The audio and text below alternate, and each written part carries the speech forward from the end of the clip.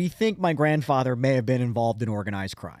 You've told me that before. So I'll tell you the story. So my grandfather, like I said, you know, he was a GI and then moved out to Long Island. He was an accountant, right? So there's a couple of stories. So first things first, he got a brand new Mercedes in 1977.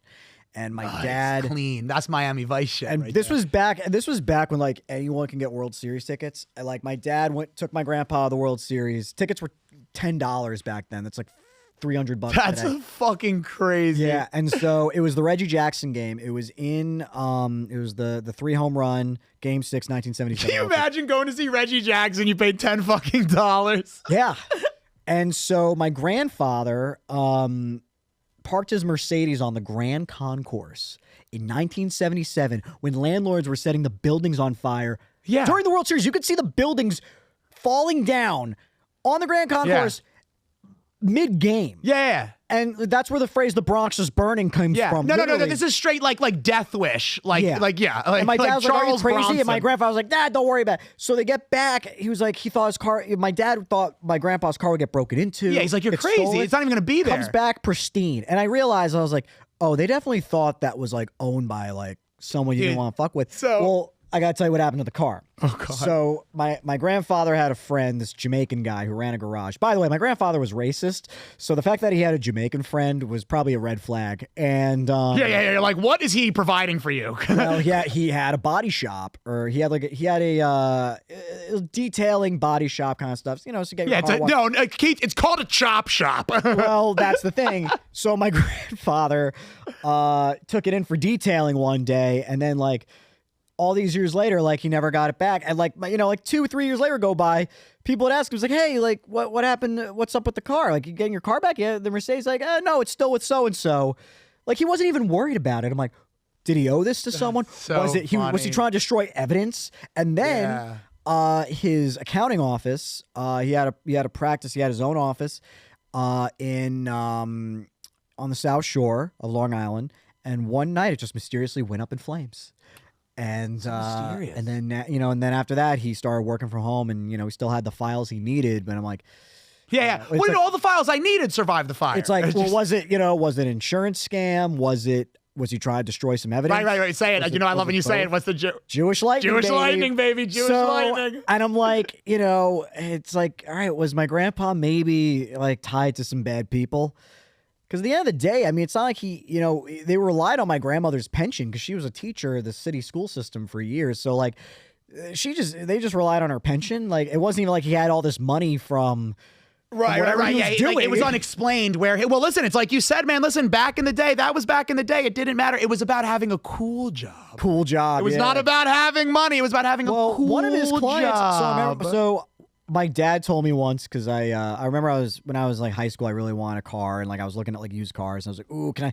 It's like I found like one for like $8,000. It was a gold Cadillac DeVille. And my dad was like, "That's you're a pimp." I was gonna say, my dad was like, "Yeah, that's definitely like." He's like, "Let me get you a cane too." And that was seized from the police. No, that was 100%. My dad told me a story. Like, apparently one of my grandpa's clients, they had to meet him in a Burger King parking lot in like Queens, like South Queens, and it was like, you know, black dude, feather hat, fucking pulled up in a Cadillac DeVille to give my grandpa receipts. Like, this was, again, my grandpa may have been involved. So now here's the thing. Now, someone like your grandpa, does he have a lot of pride or no pride in terms of like, did he just not care? Do you think he had pride in his ability? Because here's what I think too. I think he had no pride. My grandfather had no standards. It sounded like he just did whatever he had to do.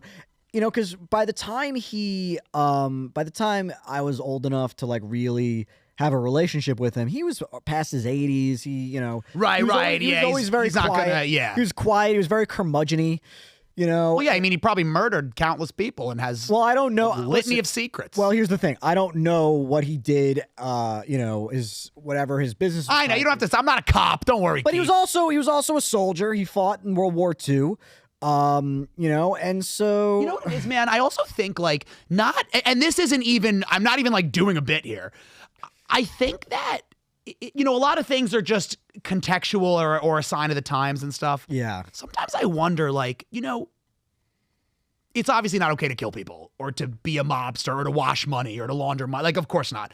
But sometimes I wonder if I'm like, I feel like back then, people were just hustling. Like, people just, they had to live, and they were like, if this is how you did it, like I almost feel like nowadays people are more like, well, what do you do for work? Well, how does that work? Well, so I just don't understand the revenue model. It's like, you know what I mean? Like, we're like, back then they're like, hey, buddy, look, I showed up and there's food on the table. Shut the fuck up. Well, like, yeah, it's like, you know what I mean? There was a game that you had to play, especially in New York City, you know, in the 50s and 60s, right, when this place was run by the mob up until, you know, the 80s or the early 90s. So, which, by the way, that's why this place sucks, because it's still corrupt, but there's no mob now. At least the mob took care of the neighborhood. There's still a mob. It's just not that mob. Yeah. Dude, speaking of just Italians, so I got to tell you, I was going to tell you this before we started and before we were interrupted by the intro. This is how far back we're going. So, so I got hit up by a recruiter. It's a 70-year-old Italian guy from New Jersey. Well, he's from the Bronx, but he lives in New Jersey. I don't think he's going to see this podcast, but but very nice guy, but very could set you up with a job. He's like, you know, well, he's like kind of racist. He was like, you know, he's Italian, yeah. You know, because like I said, I work in financial services. You know, this is the kind of job. It's like, I'm surprised your name's not Patel or Singh, and I'm like, all right, he said that. Yeah, I'm like, dude. Well, yeah, but they got to go. Don't worry, I got a Jewish name. I got it. Like, don't worry, I got it. It's like, and not only that. So I sent him my resume.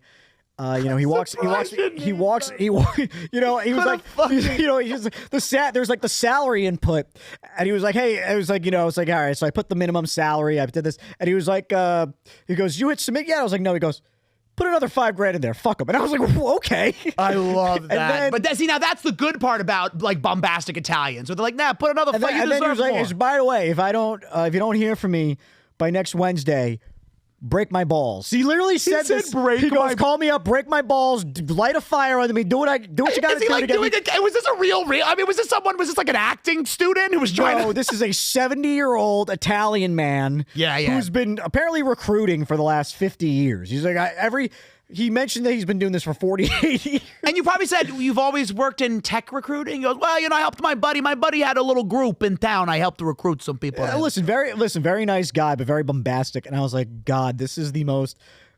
I fell in love. This guy is my favorite person on earth now.